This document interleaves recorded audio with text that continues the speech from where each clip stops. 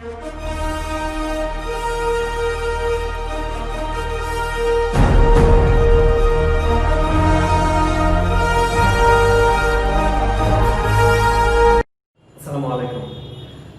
অষ্টম শ্রেণীর শিক্ষার্থী বন্ধুরা, আশা করি তোমরা ভালো আছো। আজকে তোমাদের জন্য আমি অষ্টম শ্রেণীর পরিসংখ্যানের অংশ নিয়ে এসেছি। পরিসংখ্যান থেকে আজকে তোমাদের আমি দেখাতে চাই হচ্ছে পাইচিত্র। আমরা জানি যে আসলে পরিসংখ্যান করার জন্য কিছু কিছু চিত্রের প্রয়োজন হয়, যেমন আয়তলেখ, গণসংখ্যা বহুভুজ, অজীব রেখা। ঠিক তেমনিভাবে পাইচিত্রই হচ্ছে এরকম আরেকটি চিত্র, যার মাধ্যমে পরিসংখ্যানে প্রাপ্ত উপাত্তগুলোকে আমরা সঠিকভাবে তোমাদের মাধ্যমে দেখাতে পারি এবং চিত্রের মাধ্যমে তোমরা বুঝতে সুবিধা হবে। এবং আমরা কখনো কখনো ক্রিকেট খেলায় এই পাইচিত্রে দেখতে পাই। যেমন আমরা পাইচিত্রের বিষয়টা নিয়ে একটু আলোচনা করি যে আসলে পাইচিত্রের ঘটনাটা কি হয়েছে।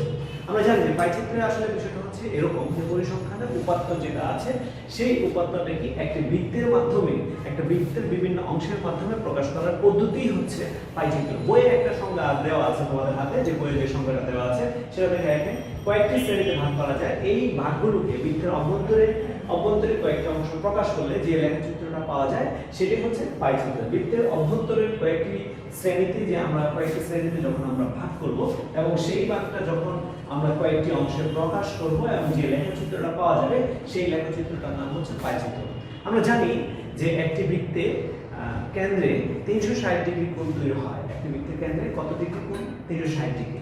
ওকে, আমাদের তোমাদের জন্য একটা কুইজ আছে। তোমরা কমেন্ট। বৃত্তের অভ্যন্তরে আমরা বলতেছিলাম যে বৃত্তের অভ্যন্তরে হচ্ছে 360 ডিগ্রি কোণ তৈরি হয়। এই 360 ডিগ্রি কোণের মাধ্যমে কিন্তু আমরা পাইচিত্রটা তৈরি করতে পারি। যেমন তোমাদের জন্য আমি একটি পাইচিত্রে করার জন্য একটি উদাহরণ নিয়ে এসেছি। এইটা সম্পূর্ণভাবে তোমাদের বইয়ে আছে, আমি তোমাদেরকে একটু বুঝিয়ে দিচ্ছি।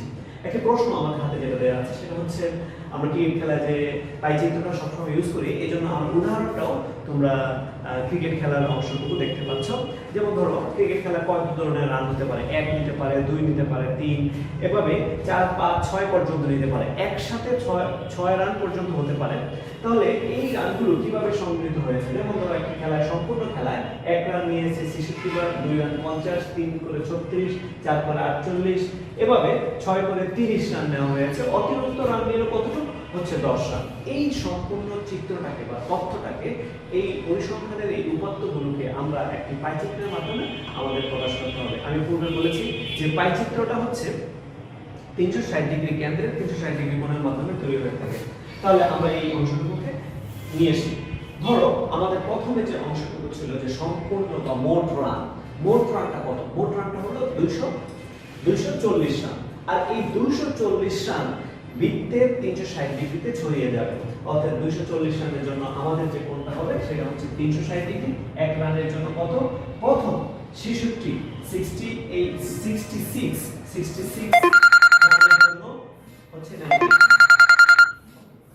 রানের জন্য হচ্ছে 99 ডিগ্রি হবে। ওকে, 66 রানের জন্য আমি তোমাদের পূর্বে দেখাইছি 66টা কোথা থেকে আসছে। 66 হচ্ছে এই অংশটুকু, অর্থাৎ 1 রান করে নিয়েছিল, এইটা হচ্ছে 66। তাহলে পরে যাই আমরা 66 রানের জন্য 99 ডিগ্রি কোণ পাওয়া গেছে। অনুরূপভাবে একই টপিকসের মাধ্যমে আমরা 50 রানের জন্য কত, 36 রানের জন্য কত, 48 রানের জন্য কত এবং 30 রানের জন্য কত, 45 এবং 10 রানের জন্য কত, 15, এটা আমরা বের করতে পারবো। যেমন প্রত্যেকটার জন্য আলাদা আলাদা করে দেওয়া আছে। এবার আমি তোমাদের জন্য পাইচিত্রটা কিভাবে আঁকতে হয় সেটা দেখাচ্ছি। প্রথমে আমরা পূর্বে একটা বৃত্ত অঙ্কন করতে হবে। আমরা এই বৃত্তটাকে সিলেক্ট করি, আমরা একটা বৃত্ত অঙ্কন করতে হবে। আমরা একটা বৃত্ত অঙ্কন করি বোঝার সুবিধার জন্য, তোমাদের সুবিধার জন্য আমরা একটা বৃত্ত অঙ্কন করেছি, বড় বৃত্ত। ওকে, বৃত্তের পরবর্তীতে আমাদের কেন্দ্র হচ্ছে 360 ডিগ্রি কোণ তৈরি হয় এবং আমাদের যে কোনো জায়গায় একটি রেখা অঙ্কন করে নিতে হবে। বৃত্তের যে কোনো জায়গায় একটি রেখা, বৃত্তের যে কোণগুলো তৈরি হয়েছে সেই কোণের জন্য আমাদের চাঁদার সাহায্যে এই অংশটুকু তৈরি করতে হবে। চাঁদা, আমরা একটা চাঁদা নিয়েছি। বন্ধুরা খেয়াল করো, আমার হাতে একটি পূর্ব থেকে তোমাদের একটি চাঁদা তৈরি নেওয়া হয়েছে। প্রথম যে কোণটা তৈরি করতে হবে, প্রথম যে কোণের কথা আছে সেই কোণের দিকে তাকাও। প্রথম 66 রানের জন্য 99 ডিগ্রি কোণ নিতে হবে। 50 রানের জন্য 75, 36 রানের জন্য 54 ডিগ্রি কোণ নিতে হবে। তাহলে প্রথম যে কোণটা নিতে হয় সেটা হচ্ছে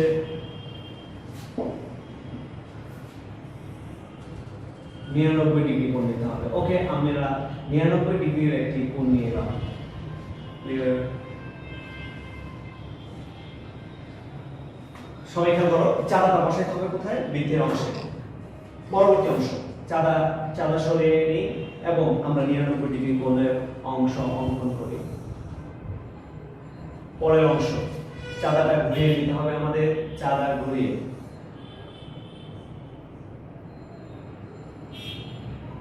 ঘুরিয়ে নিয়ে আসো।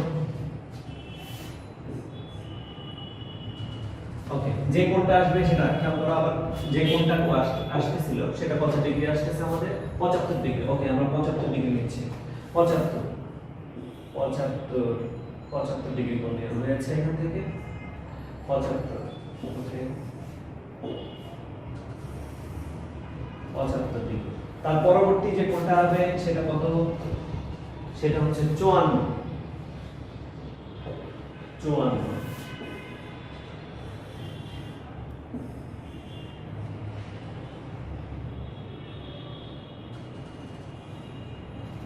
ডিগ্রি। ওকে, 54 55 54। তার পরবর্তী যে কোণটা আসবে সেই কোণের নাম কি? সেই কোণ কত ডিগ্রি?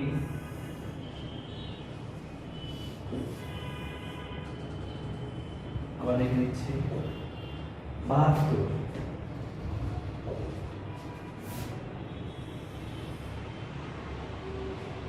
পরের যে কোণটা হবে সেটা হবে 72 ডিগ্রি।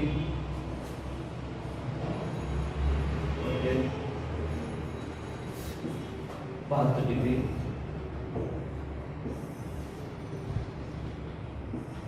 তারপরে হবে 45 ডিগ্রি।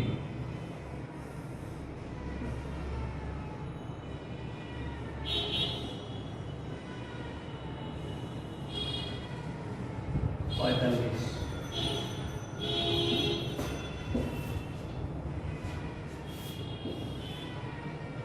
তো বন্ধুরা, আমাদের কোণটা আঁকা হয়ে গেল। আমরা সবগুলো কোণ করা হয়েছে এবং আমরা প্রথমে যে বৃত্তটা আঁকলাম সেই বৃত্তের যে কোণগুলো আঁকা হয়েছে সেটা হচ্ছে 1 রানের জন্য, 2 রানের জন্য, 66 রানের জন্য, 50 রানের জন্য, 36 রানের জন্য, 48 রানের জন্য, 30 রানের জন্য এবং 10 রানের জন্য আমাদের এই কোণগুলো আঁকা হয়েছে। আমাদের খেয়াল করো যে আমরা যে অংশটুকু আঁকা হয়েছে, যে 1 রান করে নেওয়া হয়েছিল, 1 রান করে নেওয়া হয়েছিল 66, 2 করে নেওয়া হয়েছিল 50। তাহলে এভাবে প্রত্যেকটি আলাদা আলাদা করে আমাদের এই বৃত্তের পাইচিত্রের অংশের নামকরণ করতে হবে। তাহলে পাইচিত্রের অংশের নামকরণের ক্ষেত্রে সেটা হচ্ছে 1 রান, 1 রান এখানে হবে 1 রান, 1 রান, 2 রান, এতটুকু অংশ 2, 3 রান, তারপর হচ্ছে 4 রান,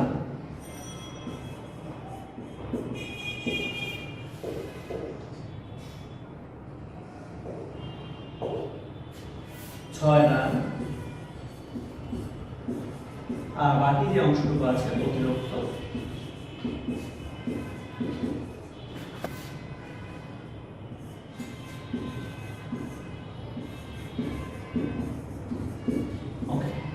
তাহলে পাইচিত্রের প্রথম অংশ, বিভিন্ন অংশগুলোকে আমরা আইডেন্টিফাই করলাম। প্রথম হচ্ছে 1 run, 2 run, 3 run, 4 run, 6 run এবং অতিরিক্ত অংশগুলো। এভাবে তোমরা একটি পাইচিত্র অঙ্কন করতে পারো এবং পাইচিত্রের নামকরণ করতে পারো। আমরা দেখেছি ক্রিকেট খেলায় এই অংশগুলো, এই চিত্রগুলো আমাদের ভিতরে এগুলোতে ওরা দেখা যায় এবং বিভিন্ন অংশ তোমরা দিতে পারো যে এইভাবে আমরা দেখতে পারি যে পাইচিত্রের বিভিন্ন অংশগুলো এখানে এই অবস্থায় থাকে। তাহলে আমরা দেখতে পেলাম যে পাইচিত্রে আমরা বৃত্তের মাধ্যমে কোনো চিত্র উপস্থাপন করাকেই আমরা পাইচিত্র বলি। ধন্যবাদ বন্ধুরা, আশা করি তোমাদের এই ক্লাসটি ভালো লেগেছে এবং পরবর্তী যে ক্লাস নিব আমরা, যে টপিকসগুলো তোমরা বুঝতে পারো না, অবশ্যই তোমরা কমেন্ট বক্সে লিখবে এবং জানাবে আসলে পরবর্তী কোন ক্লাসের জন্য তোমরা প্রস্তুত বা কোনটা জানতে চাও। ধন্যবাদ আজকে।